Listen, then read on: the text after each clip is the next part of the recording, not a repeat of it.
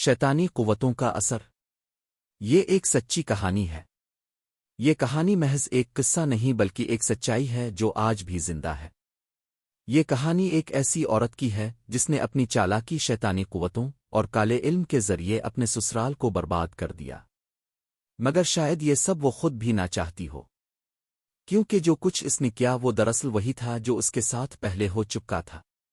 साया जो कभी ना हटा। ये घर कभी हंसी खुशी से आबाद था। मोहब्बत, हंसी और अमन की रोशनी इसकी दीवारों पर चमकती थी। मगर फिर इस घर में एक ऐसी औरत आई जो अपने साथ नहुसत, अंधेरा और ऐसी चीजें ले आई जो नजर नहीं आती मगर महसूस की जा सकती है। सासर पर साया। जब वो बहू बनकर आई तो सब कुछ आम लगता था, मगर धीरे धीरे घर के अफराद कमजोर होने लगे। सबसे पहले इसने अपने सासर को निशाना बनाया। वो एक नेक नमाजी आदमी थे, मगर उनकी तबीयत अचानक खराब होने लगी। वो बार बार कहते, मुझे लगता है कोई मेरे सीने पर बैठा है, सांस नहीं आ रही। रातों को वो अजीब ख्वाब देखते, जैसे कोई सियासाया उनके कमरे में दाखिल होता और उनका गला दबाता। उनकी हालत दिन बदन बिगड़ती गई, यहां तक कि एक रात वो बेहोश हो गए। कुछ दिन बाद उनका इंतकाल हो गया।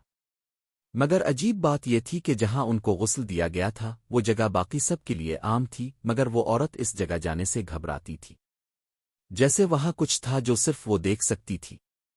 शैतानी दरवाजा खिल चुका था। सासर की मौत के बाद घर में एक अनजानी उदासी छा गई। दर व दीवार जैसे सरगोशियां करते, रातों को कदमों की आवाजें सुनाई देती और दरवाजे खुद बखुद चरचुराते। फिर एक दिन सबसे छोटी नंद ने ख्वाब देखा कि भाभी आंगन में जमीन खोद रही है, जैसे कोई कब्र बना रही हो। जब इसने पूछा, ये क्या कर रही हो, तो भाभी ने चौंक कर इसे देखा। इसकी आंखों में एक अजीब चमक थी और वो बस यही बोली, कुछ नहीं, कुछ नहीं। दूसरी मौत, अपनी ही बेटी का अंजाम। ये औरत दूसरों पर तो जुल्म कर रही थी, मगर इसे मालूम ना था कि ये नहुसत अब इसके अपने घर में आने वाली थी। इसकी अपनी बेटी जो सिर्फ 7 साल की थी अचानक बीमार होने लगी। कोई दवा असर न करती। एक दिन वो अपनी माँ के साथ अपनी खाला के घर गई। जैसे ही वो इस कमरे में दाखिल हुई जहां काले इल्म के असरात मौजूद थे, वो अचानक कांपने लगी। उम्मी, यहां बहुत बड़ा आदमी है, वो मुझे घोर रहा है। माँ ने घबरा कर उसके मुंह पर हाथ रख दिया और सरगोशी की, चुप रहो, कुछ नहीं है, कुछ नहीं है। मगर बच्ची मुसलसल चीख रही थी। इस दिन के बाद वो बच्ची कभी ठीक ना हो सकी। वो बीमार पड़ती गई, जैसे कोई चीज इसकी रूह को चूस रही हो।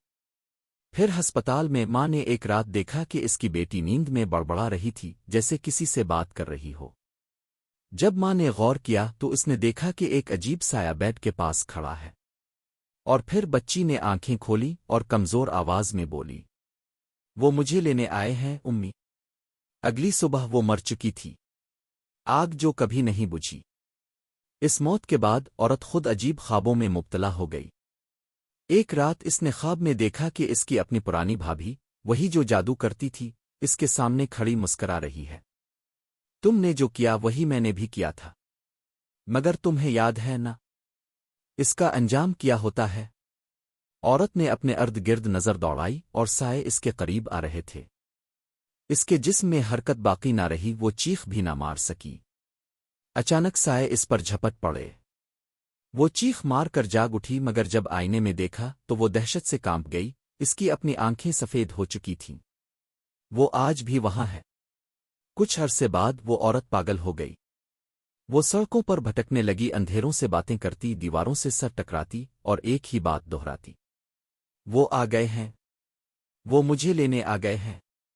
फिर एक रात वो अचानक गायब हो गई। ना दरवाजा खुला, ना कोई आवाज आई, बस वो थी और फिर नहीं थी। मगर कहते हैं अगर इस घर के पास रात में जाओ तो दरवाजे पर वही औरत खड़ी नजर आती है।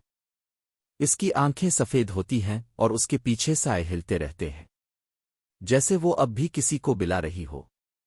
सबक, बुराई का अंजाम हमेशा बुरा होता है। ये कहानी हमें सिखाती है कि शैतानी कुव्वतें वक्ती ताकत तो दे सकती हैं, मगर उनका अंजाम हमेशा भयानक ही होता है। जो दूसरों के लिए गड़ा खोदता है वो खुद भी इसी में गिर जाता है। اگر تم کسی اور کی بربادی کا باعث بنو گے تو وقت آنے پر وہی سایہ تمہیں بھی گھیر لے گا۔